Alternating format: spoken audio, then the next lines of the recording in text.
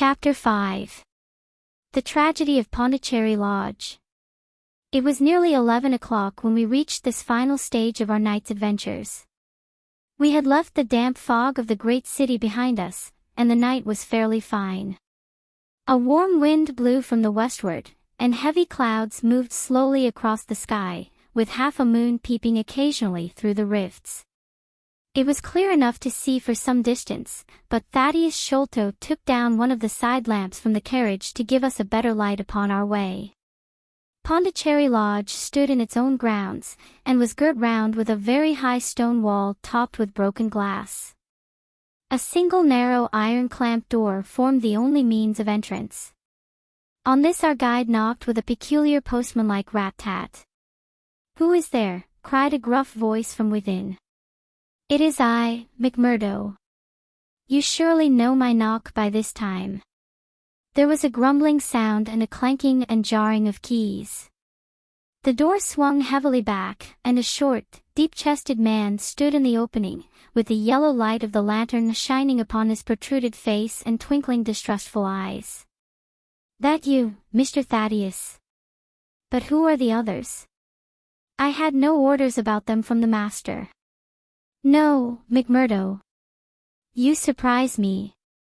I told my brother last night that I should bring some friends. He ain't been out his room today, Mr. Thaddeus, and I have no orders. You know very well that I must stick to regulations. I can let you in, but your friends must just stop where they are." This was an unexpected obstacle. Thaddeus Sholto looked about him in a perplexed and helpless manner.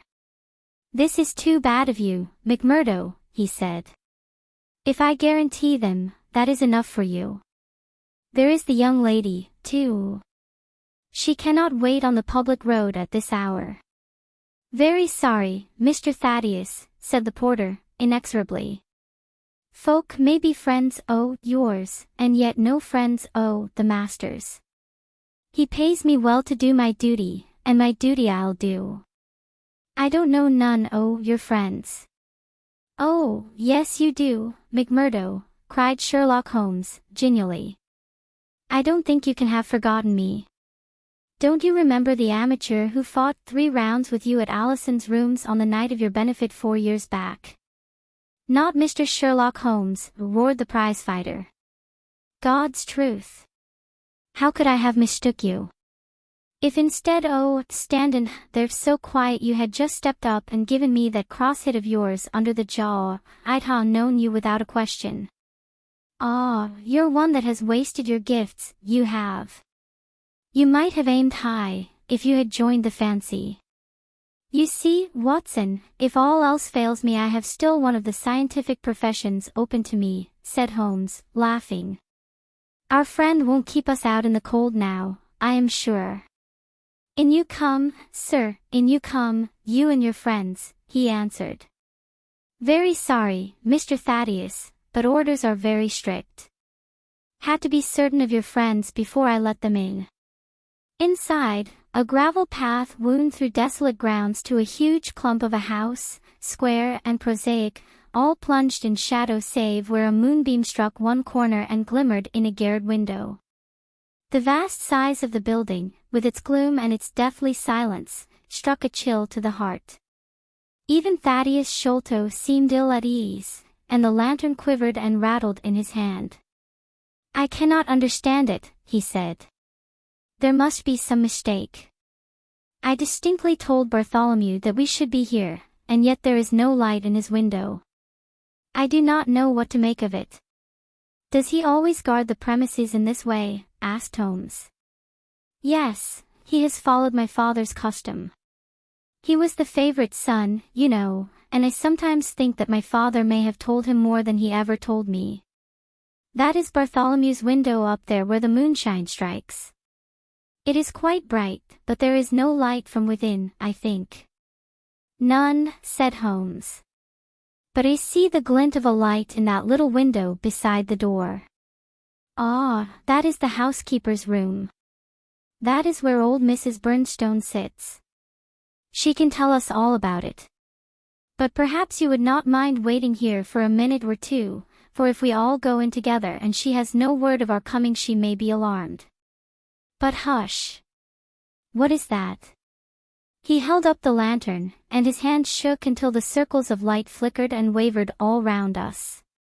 Miss Morstan seized my wrist, and we all stood with thumping hearts, straining our ears. From the great black house there sounded through the silent night the saddest and most pitiful of sounds, the shrill, broken whimpering of a frightened woman. "It is Mrs. Bernstone," said Sholto. "She is the only woman in the house. Wait here. I shall be back in a moment." He hurried for the door, and knocked in his peculiar way. We could see a tall old woman admit him, and sway with pleasure at the very sight of him. "Oh, Mr. Thaddeus, sir, I am so glad you have come. I am so glad you have come, Mr. Thaddeus, sir." We heard her reiterated rejoicings until the door was closed and her voice died away into a muffled monotone. Our guide had left us the lantern. Holmes swung it slowly round, and peered keenly at the house, and at the great rubbish heaps which cumbered the grounds. Miss Morstan and I stood together, and her hand was in mine. A wondrous subtle thing is love, for here were we two who had never seen each other before that day, between whom no word or even look of affection had ever passed, and yet now in an hour of trouble our hands instinctively sought for each other. I have marveled at it since, but at the time it seemed the most natural thing that I should go out to her so, and, as she has often told me, there was in her also the instinct to turn to me for comfort and protection. So we stood hand in hand, like two children, and there was peace in our hearts for all the dark things that surrounded us. "What a strange place," she said, looking round. "It looks as though all the moles in England had been let loose in it. I have seen something of the sort on the side of a hill near Ballarat, where the prospectors had been at work." "And from the same cause," said Holmes. "These are the traces of the treasure-seekers. You must remember that they were 6 years looking for it. No wonder that the grounds look like a gravel pit." At that moment the door of the house burst open, and Thaddeus Sholto came running out, with his hands thrown forward and terror in his eyes. "There is something amiss with Bartholomew," he cried. "I am frightened. My nerves cannot stand it." He was, indeed, half blubbering with fear, and his twitching feeble face peeping out from the great astrakhan collar had the helpless appealing expression of a terrified child. "Come into the house," said Holmes, in his crisp, firm way. "Yes, do," pleaded Thaddeus Sholto. "I really do not feel equal to giving directions." We all followed him into the housekeeper's room, which stood upon the left-hand side of the passage. The old woman was pacing up and down with a scared look and restless picking fingers, but the sight of Miss Morstan appeared to have a soothing effect upon her. "God bless your sweet calm face," she cried, with an hysterical sob. "It does me good to see you. Oh, but I have been sorely tried this day." Our companion patted her thin, work-worn hand, and murmured some few words of kindly womanly comfort which brought the color back into the other's bloodless cheeks. "Master has locked himself in and will not answer me," she explained. "All day I have waited to hear from him, for he often likes to be alone, but an hour ago I feared that something was amiss, so I went up and peeped through the keyhole. You must go up, Mr. Thaddeus, you must go up and look for yourself. I have seen Mr. Bartholomew Sholto in joy and in sorrow for 10 long years, but I never saw him with such a face on him as that." Sherlock Holmes took the lamp and led the way, for Thaddeus Sholto's teeth were chattering in his head. So shaken was he that I had to pass my hand under his arm as we went up the stairs, for his knees were trembling under him.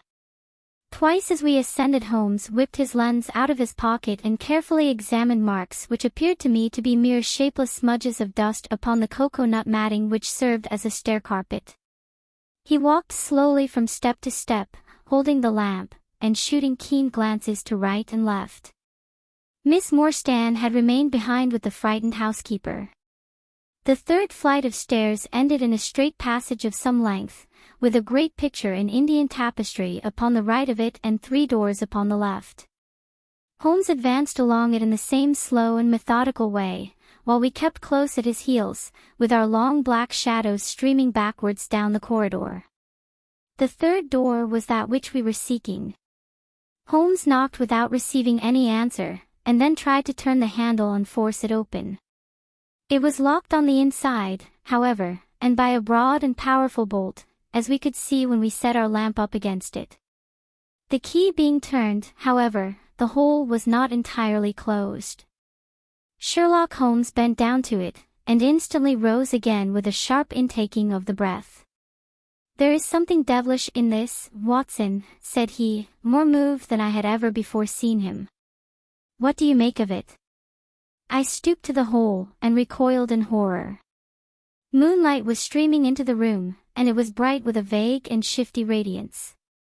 Looking straight at me, and suspended, as it were, in the air, for all beneath was in shadow, there hung a face, the very face of our companion Thaddeus. There was the same high, shining head, the same circular bristle of red hair, the same bloodless countenance. The features were set, however, in a horrible smile, a fixed and unnatural grin, which in that still and moonlit room was more jarring to the nerves than any scowl or contortion. So like was the face to that of our little friend that I looked round at him to make sure that he was indeed with us. Then I recalled to mind that he had mentioned to us that his brother and he were twins. "This is terrible," I said to Holmes. "What is to be done?" "The door must come down," he answered, and, springing against it, he put all his weight upon the lock. It creaked and groaned, but did not yield. Together we flung ourselves upon it once more, and this time it gave way with a sudden snap, and we found ourselves within Bartholomew Sholto's chamber. It appeared to have been fitted up as a chemical laboratory. A double line of glass-stoppered bottles was drawn up upon the wall opposite the door, and the table was littered over with Bunsen burners, test tubes, and retorts. In the corners stood carboys of acid in wicker baskets. One of these appeared to leak or to have been broken, for a stream of dark-colored liquid had trickled out from it, and the air was heavy with a peculiarly pungent, tar-like odor.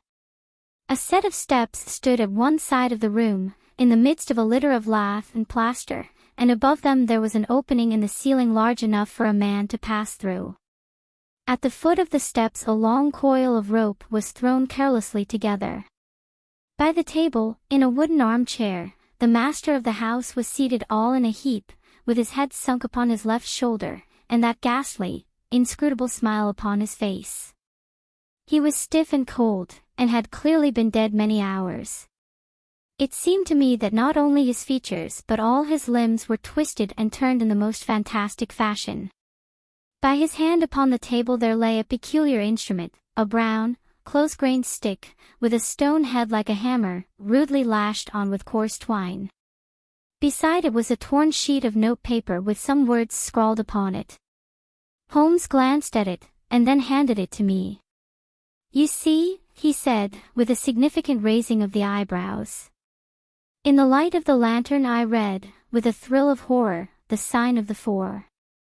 "In God's name, what does it all mean?" I asked. "It means murder," said he, stooping over the dead man. "Ah, I expected it. Look here." He pointed to what looked like a long, dark thorn stuck in the skin just above the ear. "It looks like a thorn," said I. "It is a thorn. You may pick it out. But be careful, for it is poisoned." I took it up between my finger and thumb. It came away from the skin so readily that hardly any mark was left behind. One tiny speck of blood showed where the puncture had been. "This is all an insoluble mystery to me," said I. "It grows darker instead of clearer." "On the contrary," he answered, "it clears every instant. I only require a few missing links to have an entirely connected case." We had almost forgotten our companion's presence since we entered the chamber. He was still standing in the doorway, the very picture of terror, wringing his hands and moaning to himself. Suddenly, however, he broke out into a sharp, querulous cry. "The treasure is gone," he said. "They have robbed him of the treasure. There is the hole through which we lowered it. I helped him to do it. I was the last person who saw him. I left him here last night, and I heard him lock the door as I came downstairs." "What time was that?" "It was 10 o'clock. And now he is dead, and the police will be called in, and I shall be suspected of having had a hand in it." "Oh, yes, I am sure I shall. But you don't think so, gentlemen? Surely you don't think that it was I? Is it likely that I would have brought you here if it were I? Oh, dear. Oh, dear. I know that I shall go mad." He jerked his arms and stamped his feet in a kind of convulsive frenzy. "You have no reason for fear, Mr. Sholto," said Holmes, kindly, putting his hand upon his shoulder. "Take my advice, and drive down to the station to report this matter to the police. Offer to assist them in every way. We shall wait here until your return." The little man obeyed in a half-stupefied fashion, and we heard him stumbling down the stairs in the dark. Chapter 6. Sherlock Holmes gives a demonstration. "Now, Watson," said Holmes, rubbing his hands, "we have half an hour to ourselves. Let us make good use of it. My case is, as I have told you, almost complete, but we must not err on the side of overconfidence. Simple as the case seems now, there may be something deeper underlying it." "Simple?" I ejaculated. "Surely," said he, with something of the air of a clinical professor expounding to his class. "Just sit in the corner there, that your footprints may not complicate matters. Now to work. In the first place, how did these folk come, and how did they go? The door has not been opened since last night. How of the window?" He carried the lamp across to it, muttering his observations aloud the while, but addressing them to himself rather than to me. "Window is snibbed on the inner side. Framework is solid. No hinges at the side. Let us open it. No water pipe near. Roof quite out of reach. Yet a man has mounted by the window. It rained a little last night. Here is the print of a foot in mold upon the sill. And here is a circular muddy mark, and here again upon the floor, and here again by the table.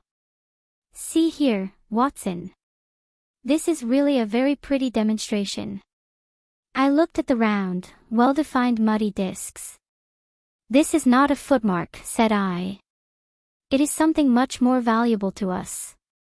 It is the impression of a wooden stump. You see here on the sill is the boot mark, a heavy boot with the broad metal heel, and beside it is the mark of the timber toe. It is the wooden-legged man." "Quite so. But there has been someone else, a very able and efficient ally. Could you scale that wall, Doctor?" I looked out of the open window. The moon still shone brightly on that angle of the house. We were a good 60 feet from the ground, and, look where I would, I could see no foothold, nor as much as a crevice in the brickwork.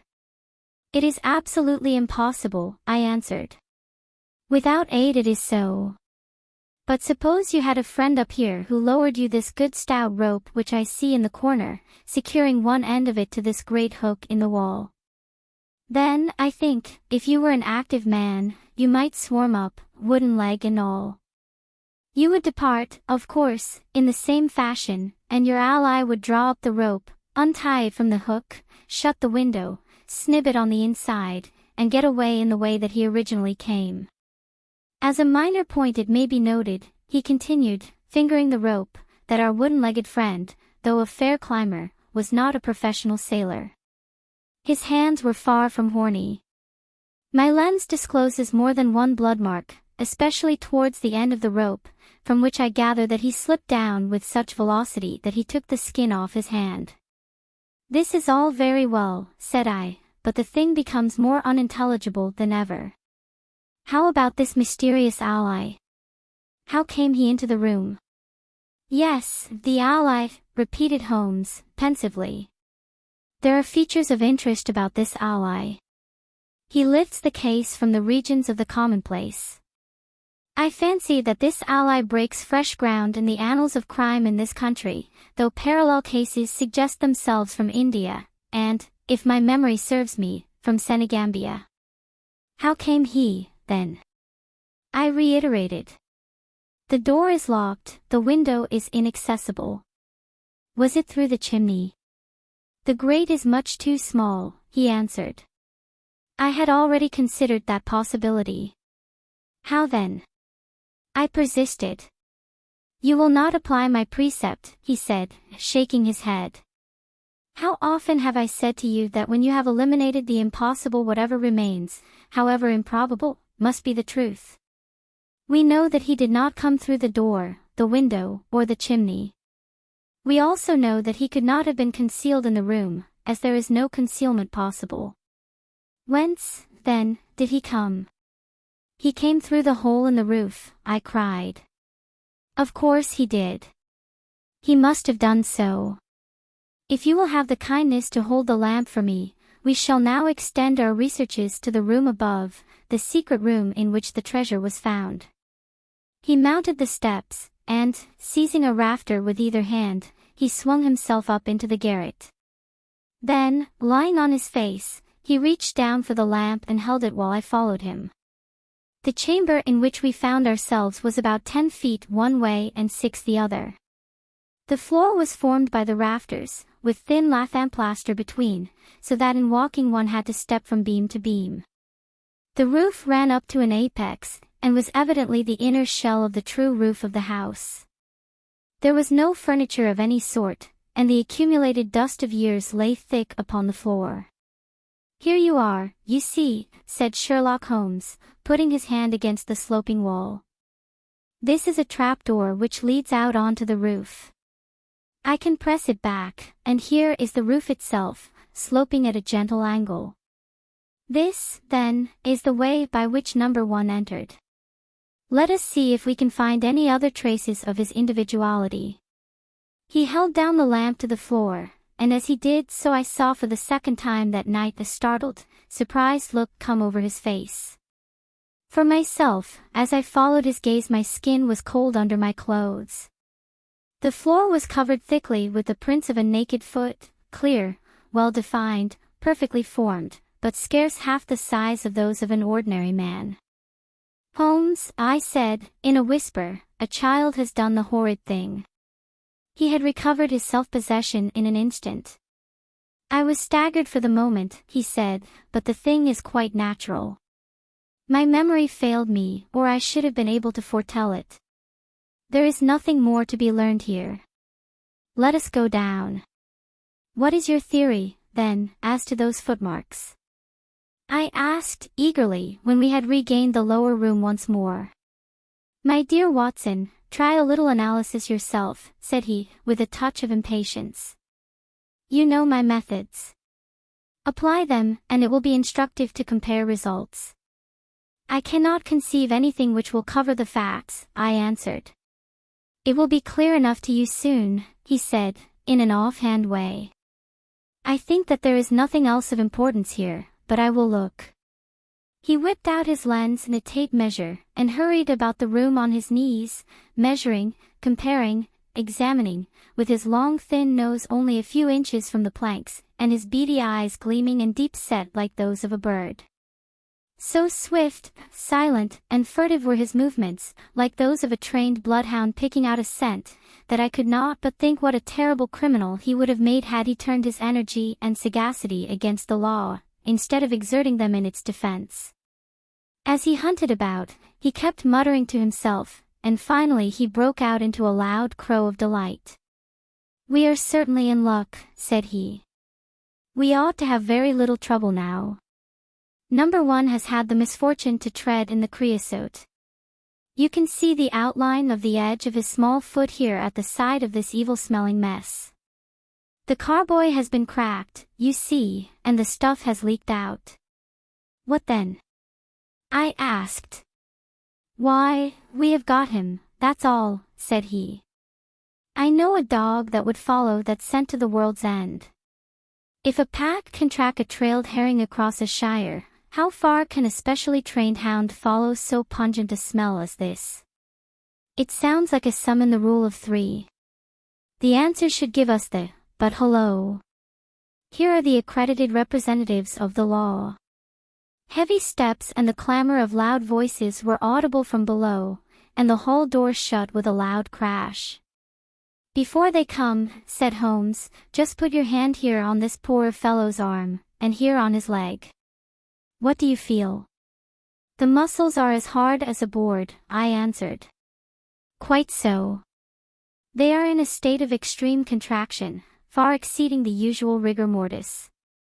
Coupled with this distortion of the face, this Hippocratic smile, or risus sardonicus, as the old writers called it, what conclusion would it suggest to your mind? Death from some powerful vegetable alkaloid, I answered, some strychnine-like substance which would produce tetanus. That was the idea which occurred to me the instant I saw the drawn muscles of the face.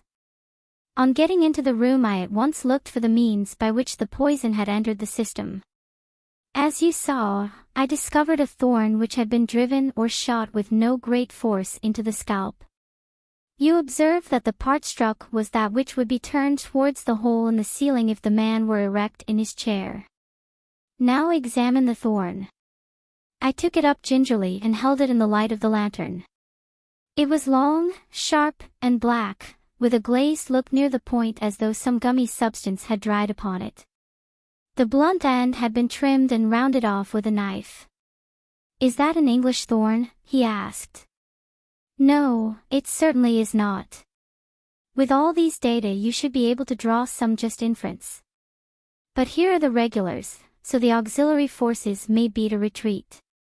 As he spoke, the steps which had been coming nearer sounded loudly on the passage, and a very stout, portly man in a grey suit strode heavily into the room.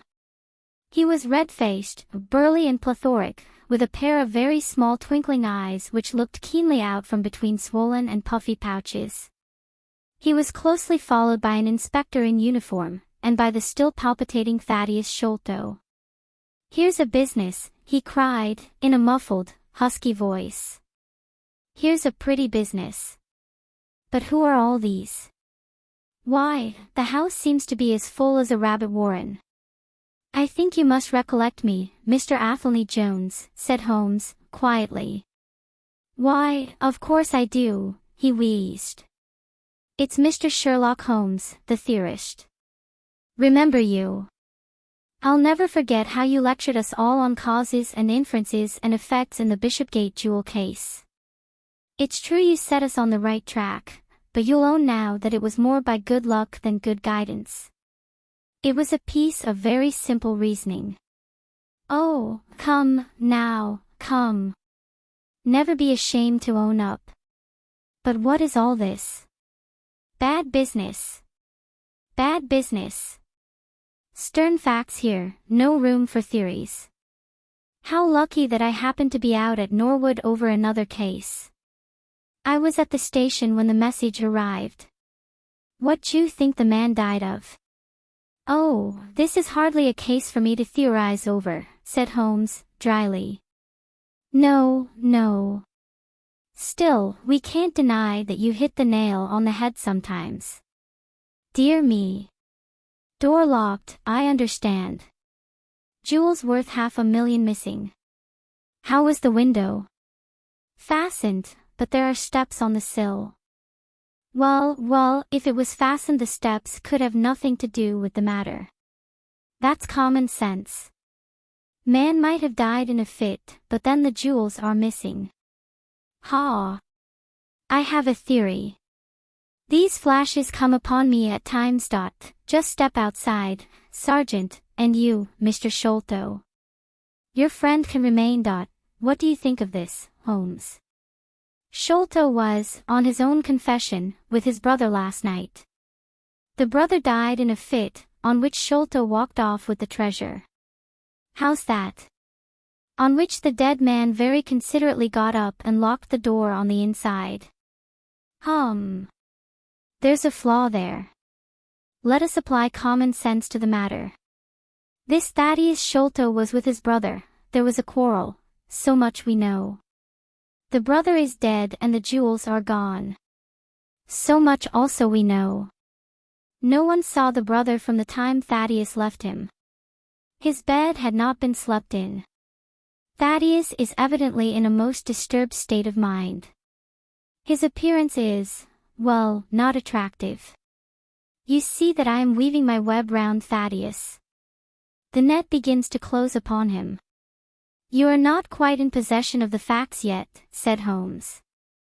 This splinter of wood, which I have every reason to believe to be poisoned, was in the man's scalp where you still see the mark. This card, inscribed as you see it, was on the table, and beside it lay this rather curious stone-headed instrument. How does all that fit into your theory?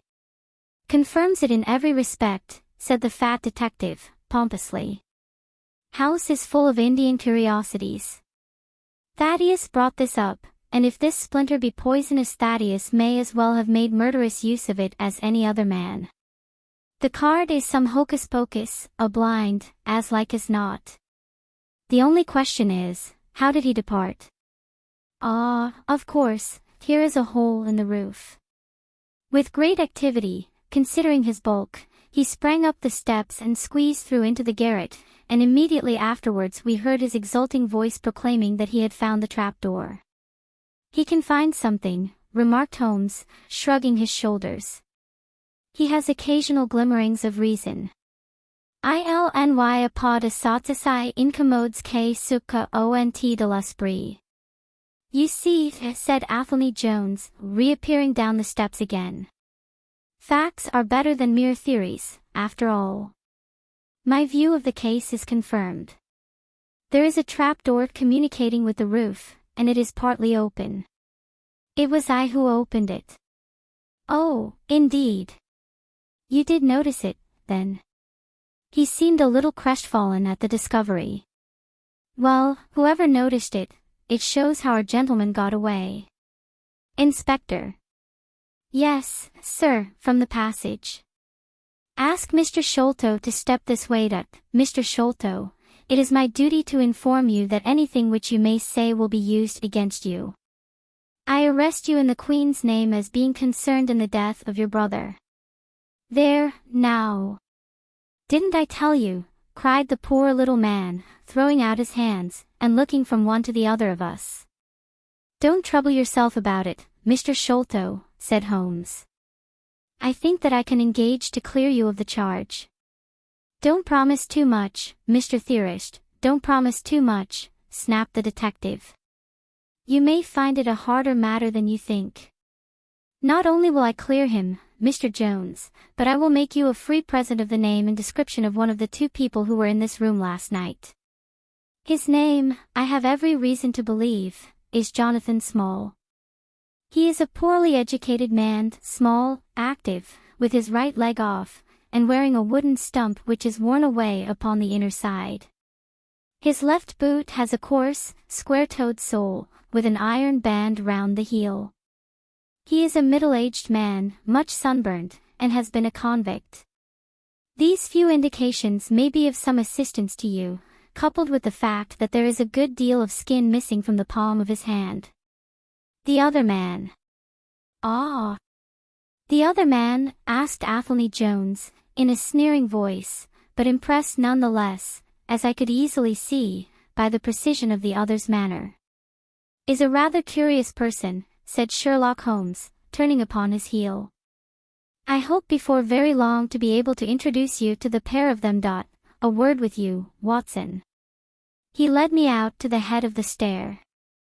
This unexpected occurrence, he said, has caused us rather to lose sight of the original purpose of our journey. I have just been thinking so, I answered. It is not right that Miss Morstan should remain in this stricken house. No. You must escort her home. She lives with Mrs. Cecil Forrester, in Lower Camberwell, so it is not very far. I will wait for you here if you will drive out again. Or perhaps you are too tired. By no means. I don't think I could rest until I know more of this fantastic business. I have seen something of the rough side of life, but I give you my word that this quick succession of strange surprises tonight has shaken my nerve completely. I should like, however, to see the matter through with you, now that I have got so far. Your presence will be of great service to me, he answered.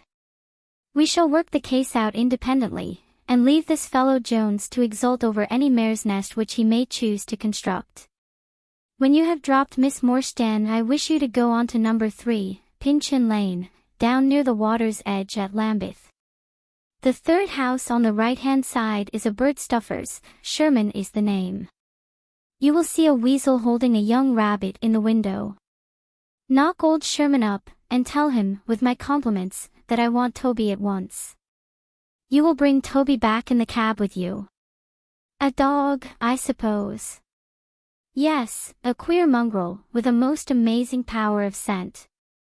I would rather have Toby's help than that of the whole detective force of London. I shall bring him, then, said I. It is 1 now. I ought to be back before 3, if I can get a fresh horse. And I, said Holmes, shall see what I can learn from Mrs. Bernstone, and from the Indian servant, who, Mr. Thaddeus tell me, sleeps in the next garret. Then I shall study the great Jones's methods and listen to his not too delicate sarcasms. Where sind gewont das die Menschen verhonen was sie nicht verstehen. Goethe is always pithy. Chapter 7. The episode of the barrel. The police had brought a cab with them, and in this I escorted Miss Morstan back to her home.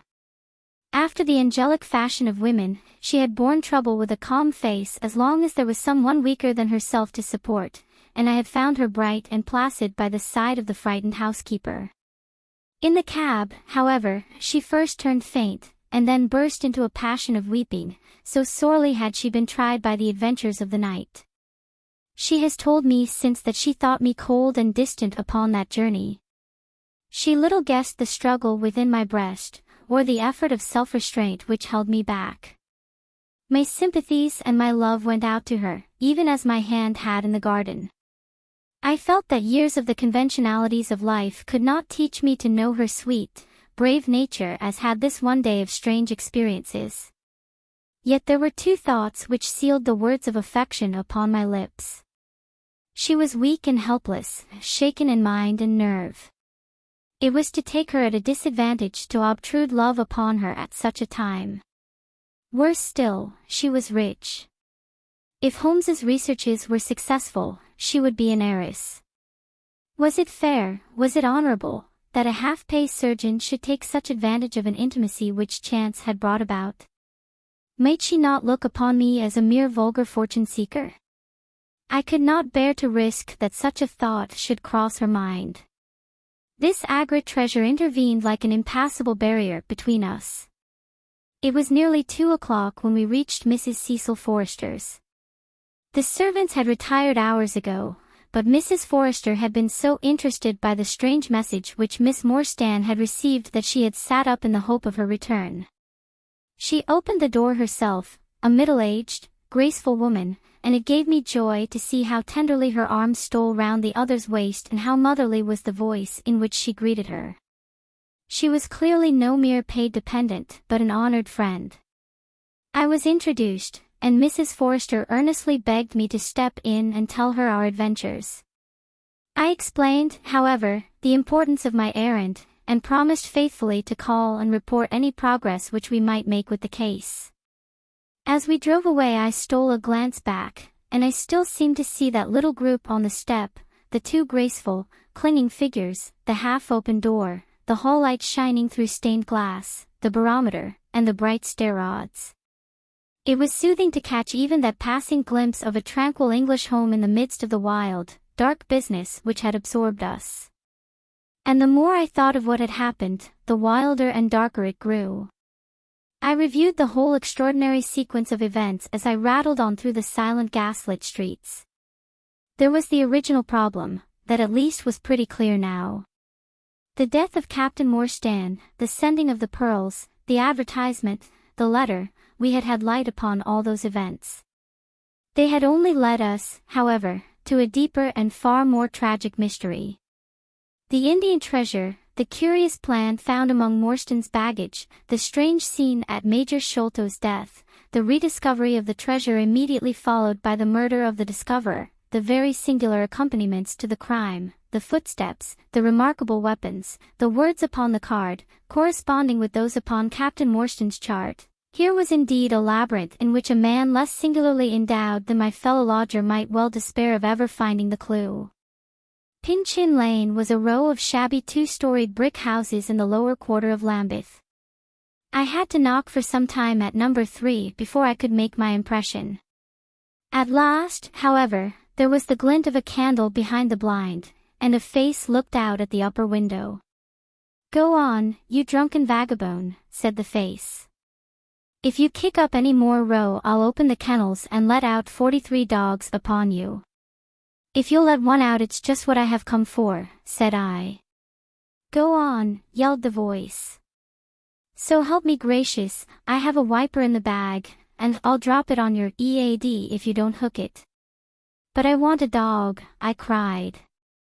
"I won't be argued with," shouted Mr. Sherman. "Now stand clear, for when I say 3, down goes the wiper." "Mr. Sherlock Holmes," I began, but the words had a most magical effect, for the window instantly slammed down, and within a minute the door was unbarred and open. Mr. Sherman was a lanky, lean old man, with stooping shoulders, a stringy neck, and blue-tinted glasses. "A friend of Mr. Sherlock is always welcome," said he. "Step in, sir. Keep clear of the badger, for he bites." "Ah, naughty, naughty, would you take a nip at the gentleman?" This to a stoat which thrust its wicked head and red eyes between the bars of its cage. "Don't mind that, sir, it's only a slow worm. It hain't got no fangs, so I gives it the run o' the room, for it keeps the beetles down. You must not mind my bein' just a little short you at first, for I'm guided by the children, and there's many a one just comes down this lane to knock me up." "What was it that Mr. Sherlock Holmes wanted, sir?" "He wanted a dog of yours." "Ah, that would be Toby." "Yes, Toby was the name. Toby lives at number 7 on the left here." He moved slowly forward with his candle among the queer animal family which he had gathered round him. In the uncertain, shadowy light I could see dimly that there were glancing, glimmering eyes peeping down at us from every cranny and corner. Even the rafters above our heads were lined by solemn fowls, who lazily shifted their weight from one leg to the other as our voices disturbed their slumbers. Toby proved to be an ugly, long-haired, lop-eared creature, half spaniel and half lurcher, brown and white in color, with a very clumsy waddling gait. It accepted after some hesitation a lump of sugar which the old naturalist handed to me, and, having thus sealed an alliance, it followed me to the cab, and made no difficulties about accompanying me. It had just struck 3 on the palace clock when I found myself back once more at Pondicherry Lodge. The ex-prize fighter McMurdo had, I found, been arrested as an accessory, and both he and Mr. Sholto had been marched off to the station. 2 constables guarded the narrow gate, but they allowed me to pass with the dog on my mentioning the detective's name. Holmes was standing on the doorstep, with his hands in his pockets, smoking his pipe. "Ah, you have him there," said he. "Good dog, then. Athene Jones has gone. We have had an immense display of energy since you left. He has arrested not only friend Thaddeus, but the gatekeeper, the housekeeper, and the Indian servant. We have the place to ourselves, but for a sergeant upstairs. Leave the dog here, and come up." We tied Toby to the hall table, and reascended the stairs. The room was as he had left it, save that a sheet had been draped over the central figure. A weary-looking police sergeant reclined in the corner. "Lend me your bullseye, sergeant," said my companion. "Now tie this bit of card round my neck, so as to hang it in front of me." "Thank you.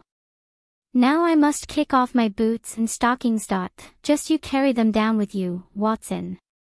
I am going to do a little climbing. And dip my handkerchief into the creosote. That will do." Now come up into the garret with me for a moment. We clambered up through the hole. Holmes turned his light once more upon the footsteps in the dust. I wish you particularly to notice these footmarks, he said. Do you observe anything noteworthy about them? They belong, I said, to a child or a small woman. Apart from their size, though. Is there nothing else? They appear to be much as other footmarks. Not at all. Look here. This is the print of a right foot in the dust. Now I make one with my naked foot beside it. What is the chief difference? Your toes are all cramped together. The other print has each toe distinctly divided. Quite so. That is the point. Bear that in mind. Now, would you kindly step over to that flap window and smell the edge of the woodwork? I shall stay here, as I have this handkerchief in my hand. I did as he directed, and was instantly conscious of a strong tarry smell. That is where he put his foot in getting out. If you can trace him, I should think that Toby will have no difficulty. Now run downstairs, loose the dog, and look out for Blondin. By the time that I got out into the grounds, Sherlock Holmes was on the roof, and I could see him like an enormous glowworm crawling very slowly along the ridge. I lost sight of him behind a stack of chimneys, but he presently reappeared, and then vanished once more upon the opposite side. When I made my way round there I found him seated at one of the corner eaves. "That you, Watson?" he cried. "Yes. This is the place. What is that black thing down there?" "A water barrel." "Top on it?" "Yes." "No sign of a ladder?" "No." "Confound the fellow. It's a most breakneck place. I ought to be able to come down where he could climb up. The water pipe feels pretty firm. Here goes, anyhow." There was a scuffling of feet, and the lantern began to come steadily down the side of the wall. Then with a light spring he came on to the barrel, and from there to the earth. It was easy to follow him, he said, drawing on his stockings and boots. Tiles were loosened the whole way along, and in his hurry he had dropped this. It confirms my diagnosis, as you doctors express it. The object which he held up to me was a small pocket or pouch woven out of colored grasses and with a few tawdry beads strung round it. In shape and size it was not unlike a cigarette case. Inside were half a dozen spines of dark wood, sharp at one end and rounded at the other, like that which had struck Bartholomew Sholto. "They are hellish things," said he. "Look out that you don't prick yourself." "I'm delighted to have them, for the chances are that they are all he has. There is the less fear of you or me finding one in our skin before long. I would sooner face a martini bullet, myself. Are you game for a 6-mile trudge, Watson?" "Certainly," I answered. "Your leg will stand it." "Oh, yes. Here you are, doggy. Good old Toby. Smell it, Toby, smell it." He pushed the creosote handkerchief under the dog's nose, while the creature stood with its fluffy legs separated, and with a most comical cock to its head, like a connoisseur sniffing the bouquet of a famous vintage. Holmes then threw the handkerchief to a distance, fastened a stout cord to the mongrel's collar, and led him to the foot of the water barrel. The creature instantly broke into a succession of high, tremulous yelps, and, with his nose on the ground, and his tail in the air, pattered off upon the trail at a pace which strained his leash and kept us at the top of our speed. The east had been gradually widening, and we could now see some distance in the cold grey light. The square, massive house, with its black, empty windows and high, bare walls, towered up, sad and forlorn, behind us. Our course led right across the grounds, in and out among the trenches and pits with which they were scarred and intersected. The whole place, with its scattered dirt heaps and ill-grown shrubs, had a blighted, ill-omened look which harmonized with the black tragedy which hung over it. On reaching the boundary wall Toby ran along, whining eagerly, underneath its shadow, and stopped finally in a corner screened by a young beech. Where the two walls joined, several bricks had been loosened, and the crevices left were worn down and rounded upon the lower side, as though they had frequently been used as a ladder. Holmes clambered up, and, taking the dog from me, he dropped it over upon the other side. "There's the print of Woodenleg's hand," he remarked, as I mounted up beside him. "You see the slight smudge of blood upon the white plaster. What a lucky thing it is that we have had no very heavy rain since yesterday. The scent will lie upon the road in spite of their 28 hours start." I confess that I had my doubts myself when I reflected upon the great traffic which had passed along the London road in the interval. My fears were soon appeased, however. Toby never hesitated or swerved, but waddled on in his peculiar rolling fashion. Clearly, the pungent smell of the creosote rose high above all other contending scents. "Do not imagine," said Holmes, "that I depend for my success in this case upon the mere chance of one of these fellows having put his foot in the chemical. I have knowledge now which would enable me to trace them in many different ways. This, however, is the readiest and, since fortune has put it into our hands, should be culpable if I neglected it. It has, however, prevented the case from becoming the pretty little intellectual problem which it at one time promised to be. There might have been some credit to be gained out of it, but for this too palpable clue." "There is credit, and to spare," said I assure you, Holmes, that I marvel at the means by which you obtain your results in this case, even more than I did in the Jefferson Hope murder. The thing seems to me to be deeper and more inexplicable. How, for example, could you describe with such confidence the wooden-legged man?" "Pshaw, my dear boy! It was simplicity itself. I don't wish to be theatrical. It is all patent and above board. Two officers who are in command of a convict guard learn an important secret as to buried treasure. A map is drawn for them by an Englishman named Jonathan Small. You remember that we saw the name upon the chart in Captain Morstan's possession. He had signed it in behalf of himself and his associates, the sign of the four, as he somewhat dramatically called it. Aided by this chart, the officers, or one of them, gets the treasure and brings it to England, leaving, we will suppose, some condition under which he received it unfulfilled. Now, then, why did not Jonathan Small get the treasure himself? The answer is obvious. The chart is dated at a time when Morstan was brought into close association with convicts. Jonathan Small did not get the treasure because he and his associates were themselves convicts and could not get away. "But that is mere speculation," said I. "It is more than that. It is the only hypothesis which covers the facts. Let us see how it fits in with the sequel. Major Sholto remains at peace for some years, happy in the possession of his treasure. Then he receives a letter from India which gives him a great fright. What was that? A letter to say that the men whom he had wronged had been set free. Or had escaped. That is much more likely, for he would have known what their term of imprisonment was. It would not have been a surprise to him. What does he do then?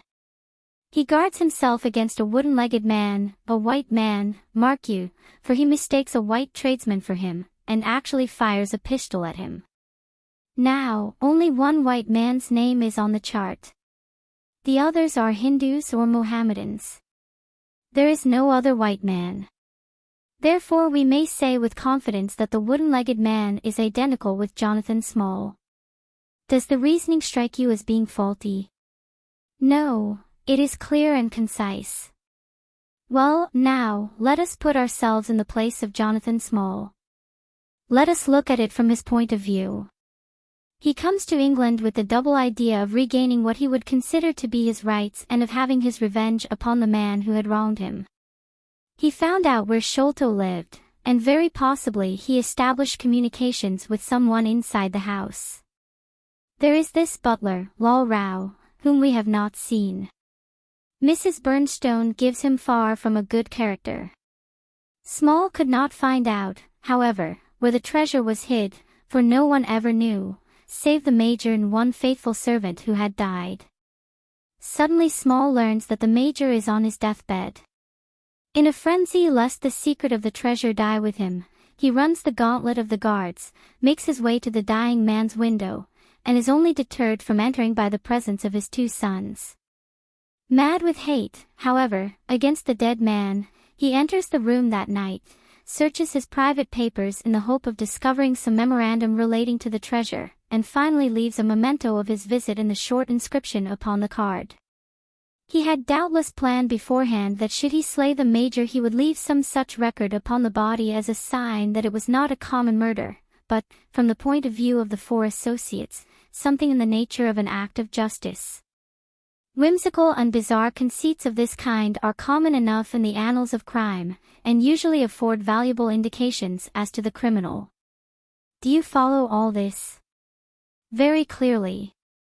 Now, what could Jonathan Small do? He could only continue to keep a secret watch upon the efforts made to find the treasure. Possibly he leaves England and only comes back at intervals.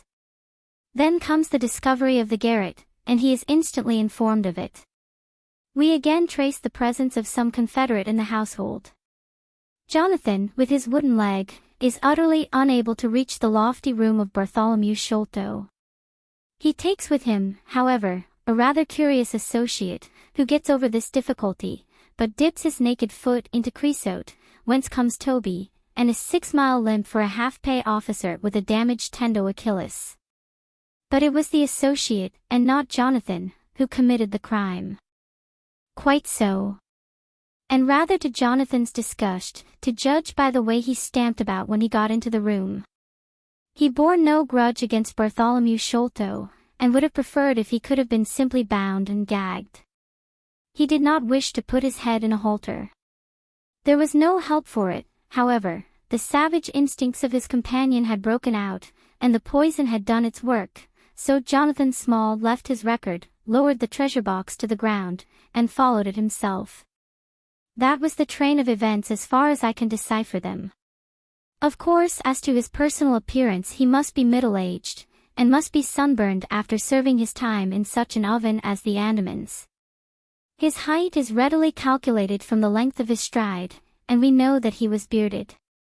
His hairiness was the one point which impressed itself upon Thaddeus Sholto when he saw him at the window. I don't know that there is anything else. The associate. Ah, well, there is no great mystery in that. But you will know all about it soon enough. How sweet the morning air is! See how that one little cloud floats like a pink feather from some gigantic flamingo. Now the red rim of the sun pushes itself over the London cloud bank. It shines on a good many folk, but on none, I dare bet, who are on a stranger errand than you and I. How small we feel with our petty ambitions and strivings in the presence of the great elemental forces of nature.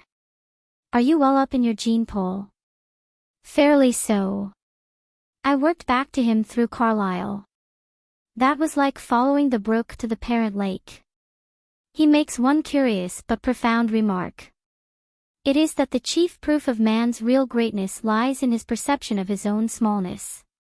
It argues, you see, a power of comparison and of appreciation which is in itself a proof of nobility. There is much food for thought in Richter. You have not a pistol, have you? I have my stick. It is just possible that we may need something of the sort if we get to their lair. Jonathan I shall leave to you, but if the other turns nasty I shall shoot him dead. He took out his revolver as he spoke, and, having loaded 2 of the chambers, he put it back into the right-hand pocket of his jacket. We had during this time been following the guidance of Toby down the half-rural villa-lined roads which lead to the metropolis. Now, however, we were beginning to come among continuous streets, where laborers and dock men were already astir, and slatternly women were taking down shutters and brushing doorsteps. At the square-topped corner public houses business was just beginning, and rough-looking men were emerging, rubbing their sleeves across their beards after their morning wet. Strange dogs sauntered up and stared wonderingly at us as we passed, but our inimitable Toby looked neither to the right nor to the left, but trotted onwards with his nose to the ground and an occasional eager whine which spoke of a hot scent. We had traversed Streatham, Brixton, Camberwell, and now found ourselves in Kennington Lane, having borne away through the side streets to the east of the Oval. The men whom we pursued seemed to have taken a curiously zigzag road, with the idea probably of escaping observation. They had never kept to the main road if a parallel side street would serve their turn. At the foot of Kennington Lane they had edged away to the left through Bond Street and Miles Street. Where the latter street turns into Knight's Place, Toby ceased to advance, but began to run backwards and forwards with one ear cocked and the other drooping, the very picture of canine indecision. Then he waddled round in circles, looking up to us from time to time, as if to ask for sympathy in his embarrassment. "What the deuce is the matter with the dog?" growled Holmes. "They surely would not take a cab, or go off in a balloon." "Perhaps they stood here for some time," I suggested. "Ah, it's all right. He's off again," said my companion, in a tone of relief. He was indeed off, for after sniffing round again he suddenly made up his mind, and darted away with an energy and determination such as he had not yet shown. The scent appeared to be much hotter than before, for he had not even to put his nose on the ground, but tugged at his leash and tried to break into a run. I could see by the gleam in Holmes's eyes that he thought we were nearing the end of our journey. Our course now ran down 9 Elms until we came to Broderick and Nelson's large timber yard, just past the White Eagle Tavern. Here the dog, frantic with excitement, turned down through the side gate into the enclosure, where the sawyers were already at work. On the dog raced through sawdust and shavings, down an alley, round a passage, between 2 wood piles, and finally, with a triumphant yelp, sprang upon a large barrel which still stood upon the hand trolley on which it had been brought. With lolling tongue and blinking eyes, Toby stood upon the cask, looking from one to the other of us for some sign of appreciation. The staves of the barrel and the wheels of the trolley were smeared with a dark liquid, and the whole air was heavy with the smell of creosote. Sherlock Holmes and I looked blankly at each other, and then burst simultaneously into an uncontrollable fit of laughter. Chapter 8. The Baker Street Irregulars. "What now?" I asked. "Toby has lost his character for infallibility. He acted according to his lights," said Holmes, lifting him down from the barrel and walking him out of the timber yard. "If you consider how much creosote is carted about London in one day, it is no great wonder that our trail should have been crossed. It is much used now, especially for the seasoning of wood. Poor Toby is not to blame. We must get on the main scent again, I suppose." "Yes. And, fortunately, we have no distance to go." Evidently what puzzled the dog at the corner of Knight's Place was that there were 2 different trails running in opposite directions. We took the wrong one. It only remains to follow the other. There was no difficulty about this. On leading Toby to the place where he had committed his fault, he cast about in a wide circle and finally dashed off in a fresh direction. "We must take care that he does not now bring us to the place where the creosote barrel came from," I observed. "I had thought of that. But you notice that he keeps on the pavement, whereas the barrel passed down the roadway." "No, we are on the true scent now." It tended down towards the riverside, running through Belmont Place and Prince's Street. At the end of Broad Street it ran right down to the water's edge, where there was a small wooden wharf. Toby led us to the very edge of this, and there stood whining, looking out on the dark current beyond. "We are out of luck," said Holmes. "They have taken to a boat here." Several small punts and skiffs were lying about in the water and on the edge of the wharf. We took Toby round to each in turn, but, though he sniffed earnestly, he made no sign. Close to the rude landing stage was a small brick house, with a wooden placard slung out through the second window. Mordecai Smith was printed across it in large letters, and, underneath, "Boats to hire by the hour or day." A second inscription above the door informed us that a steam launch was kept, a statement which was confirmed by a great pile of coke upon the jetty. Sherlock Holmes looked slowly round, and his face assumed an ominous expression. "This looks bad," said he. "These fellows are sharper than I expected. They seem to have covered their tracks. There has, I fear, been preconcerted management here." He was approaching the door of the house, when it opened, and a little, curly-headed lad of 6 came running out, followed by a stoutish, red-faced woman with a large sponge in her hand. "You come back and be washed, Jack," she shouted. "Come back, you young imp, for if your father comes home and finds you like that, he'll let us hear of it." "Dear little chap," said Holmes, strategically. "What a rosy-cheeked young rascal. Now, Jack, is there anything you would like?" The youth pondered for a moment. "I'd like a shillin'," said he. "Nothing you would like better?" "I'd like 2 shillin' better," the prodigy answered, after some thought. "Here you are, then. Catch, a fine child, Mrs. Smith." "Lord bless you, sir, he is that, and forward. He gets a'most too much for me to manage, specially when my man is away days at a time." "Away, is he?" said Holmes, in a disappointed voice. "I am sorry for that, for I wanted to speak to Mr. Smith. He's been away since yesterday morning, sir, and, truth to tell, I am beginning to feel frightened about him. But if it was about a boat, sir, maybe I could serve as well. I wanted to hire his steam launch." "Why, bless you, sir, it is in the steam launch that he has gone. That's what puzzles me, for I know there ain't more coals in her than would take her to about Woolwich and back. If he'd been away in the barge I'd ha' thought nothin', for many a time a job has taken him as far as Gravesend, and then if there was much doin' there he might ha' stayed over. But what good is a steam launch without coals? He might have bought some at a wharf down the river." "He might, sir, but it weren't his way.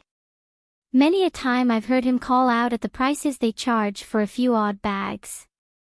Besides, I don't like that wooden-legged man, why, his ugly face and outlandish talk. What did he want always knockin' about here for?"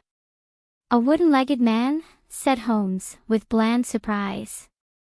"Yes, sir, a brown, monkey-faced chap that's called more 'n once for my old man.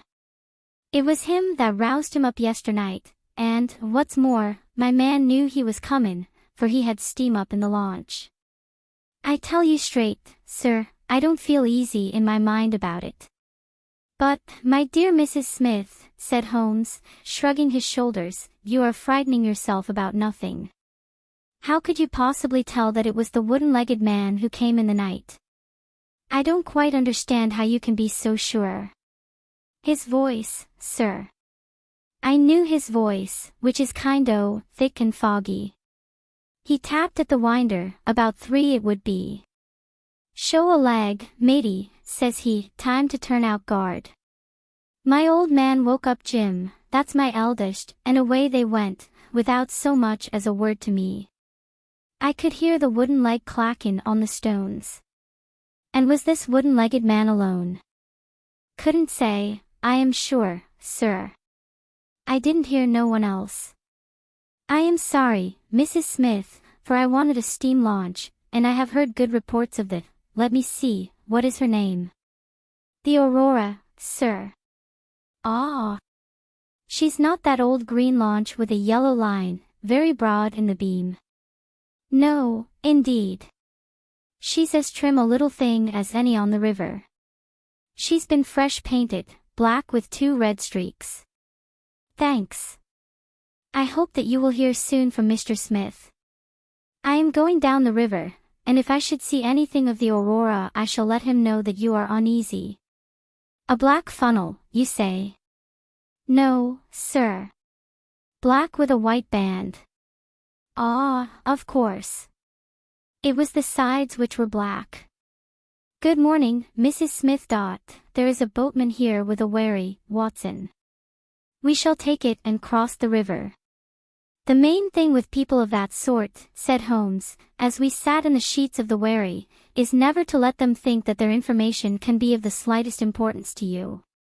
If you do, they will instantly shut up like an oyster. If you listen to them under protest, as it were, you are very likely to get what you want. Our course now seems pretty clear, said I. What would you do, then? I would engage a launch and go down the river on the track of the Aurora. My dear fellow, it would be a colossal task. She may have touched at any wharf on either side of the stream between here and Greenwich. Below the bridge there is a perfect labyrinth of landing places for miles. It would take you days and days to exhaust them, if you set about it alone. Employ the police, then. No. I shall probably call Athelney Jones in at the last moment. He is not a bad fellow, and I should not like to do anything which would injure him professionally. But I have a fancy for working it out myself, now that we have gone so far. Could we advertise, then, asking for information from wharfingers?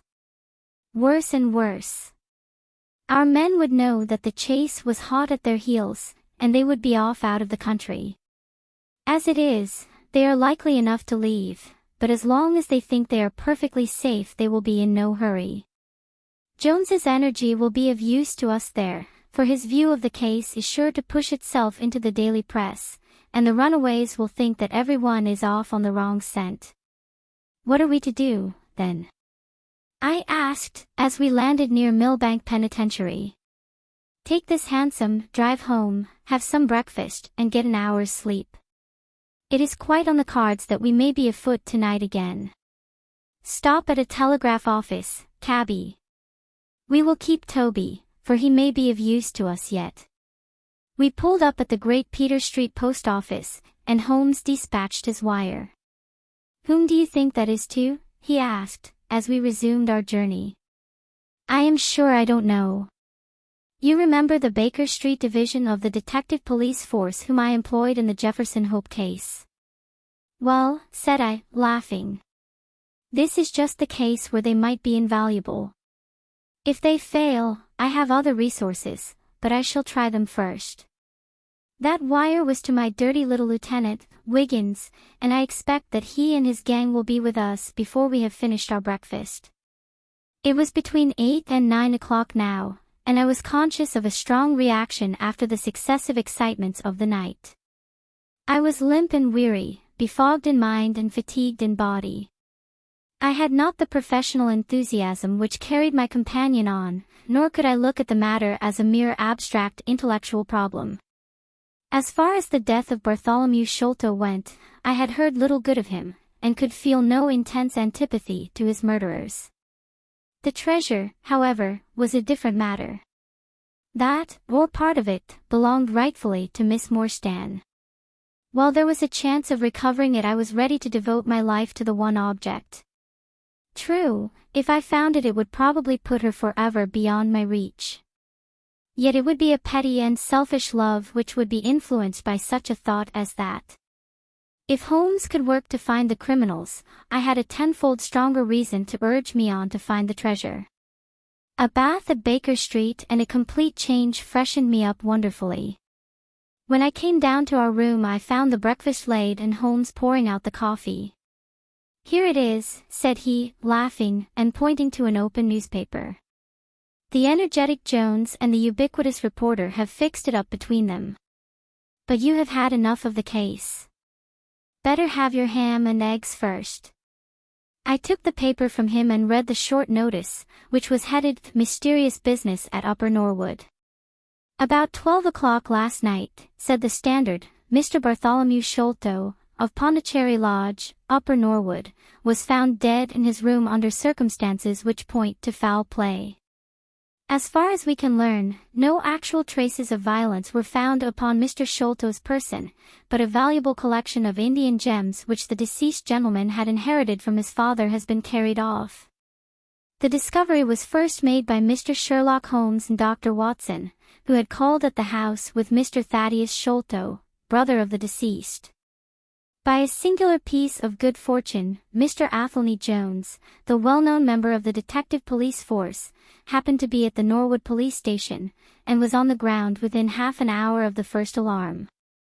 His trained and experienced faculties were at once directed towards the detection of the criminals, with the gratifying result that the brother, Thaddeus Sholto, has already been arrested, together with the housekeeper, Mrs. Burnstone, an Indian butler named Lal Rao, and a porter, or gatekeeper, named McMurdo.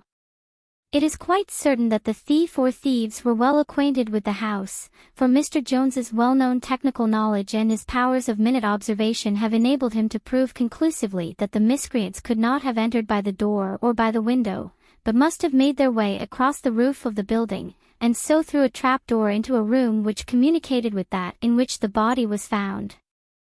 This fact, which has been very clearly made out, proves conclusively that it was no mere haphazard burglary. The prompt and energetic action of the officers of the law shows the great advantage of the presence on such occasions of a single vigorous and masterful mind.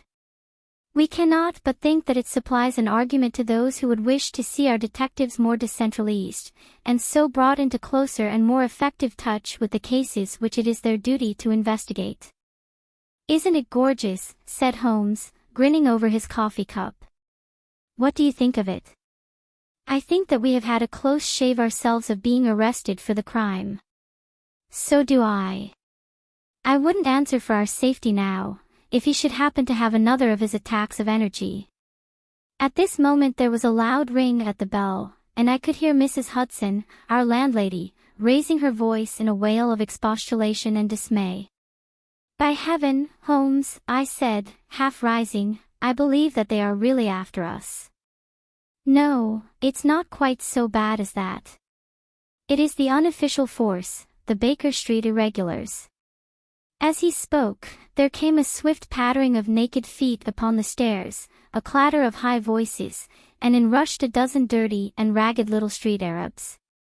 There was some show of discipline among them, despite their tumultuous entry, for they instantly drew up in line and stood facing us with expectant faces. One of their number, taller and older than the others, stood forward with an air of lounging superiority which was very funny in such a disreputable little scarecrow. "Got your message, sir," said he, and brought M on sharp. "3 bob and a tanner for tickets." "Here you are," said Holmes, producing some silver. "In future they can report to you, Wiggins, and you to me. I cannot have the house invaded in this way. However, it is just as well that you should all hear the instructions. I want to find the whereabouts of a steam launch called the Aurora, owner Mordecai Smith, black with 2 red streaks, funnel black with a white band. She is down the river somewhere. I want one boy to be at Mordecai Smith's landing stage opposite Millbank to say if the boat comes back. You must divide it out among yourselves, and do both banks thoroughly. Let me know the moment you have news. Is that all clear?" "Yes, Governor," said Wiggins. "The old scale of pay, and a guinea to the boy who finds the boat. Here's a day in advance. Now off you go." He handed them a shilling each, and away they buzzed down the stairs, and I saw them a moment later streaming down the street. "If the launch is above water they will find her," said Holmes, as he rose from the table and lit his pipe. "They can go everywhere, see everything, overhear everyone. I expect to hear before evening that they have spotted her. In the meanwhile, we can do nothing but await results. We cannot pick up the broken trail until we find either the Aurora or Mr. Mordecai Smith. Toby could eat these scraps, I dare say. Are you going to bed, Holmes?"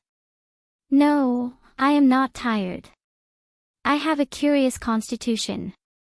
I never remember feeling tired by work, though idleness exhausts me completely.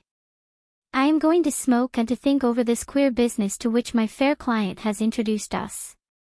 If ever man had an easy task, this of ours ought to be. Wooden-legged men are not so common, but the other man must, I should think, be absolutely unique. That other man again. I have no wish to make a mystery of him, to you, anyway. But you must have formed your own opinion. Now, do consider the data.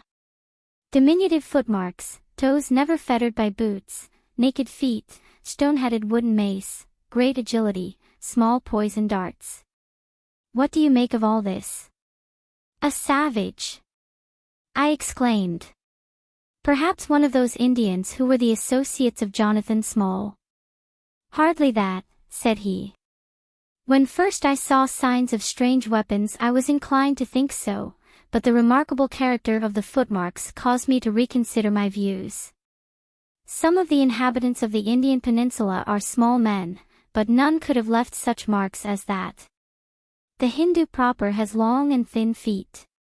The sandal-wearing Mohammedan has the great toe well separated from the others, because the thong is commonly passed between. These little darts, too, could only be shot in one way. They are from a blowpipe. Now, then, where are we to find our savage? South American, I hazarded.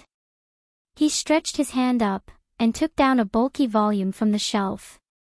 This is the first volume of a gazetteer which is now being published. It may be looked upon as the very latest authority. What have we here? Andaman Islands, situated 340 miles to the north of Sumatra, in the Bay of Bengal. What's all this? Moist climate, coral reefs, sharks, Port Blair, convict barracks, Rutland Island, cottonwoods. Ah, here we are. The aborigines of the Andaman Islands may perhaps claim the distinction of being the smallest race upon this earth, though some anthropologists prefer the Bushmen of Africa, the Digger Indians of America, and the Terra del Fuegians. The average height is rather below 4 feet, although many full-grown adults may be found who are very much smaller than this. They are a fierce, morose, and intractable people, though capable of forming most devoted friendships when their confidence has once been gained. Mark that, Watson. Now, then, listen to this. They are naturally hideous, having large, misshapen heads, small, fierce eyes, and distorted features. Their feet and hands, however, are remarkably small. So intractable and fierce are they that all the efforts of the British official have failed to win them over in any degree. They have always been a terror to shipwrecked crews, braining the survivors with their stone-headed clubs, or shooting them with their poisoned arrows. These massacres are invariably concluded by a cannibal feast. Nice, amiable people, Watson. If this fellow had been left to his own unaided devices, this affair might have taken an even more ghastly turn. I fancy that, even as it is, Jonathan Small would give a good deal not to have employed him. But how came he to have so singular a companion? Ah, that is more than I can tell. Since, however, we had already determined that Small had come from the Andamans, it is not so very wonderful that this islander should be with him. No doubt we shall know all about it in time. Look here, Watson, you look regularly done. Lie down there on the sofa, and see if I can put you to sleep. He took up his violin from the corner, and as I stretched myself out he began to play some low, dreamy, melodious air, his own, no doubt, for he had a remarkable gift for improvisation.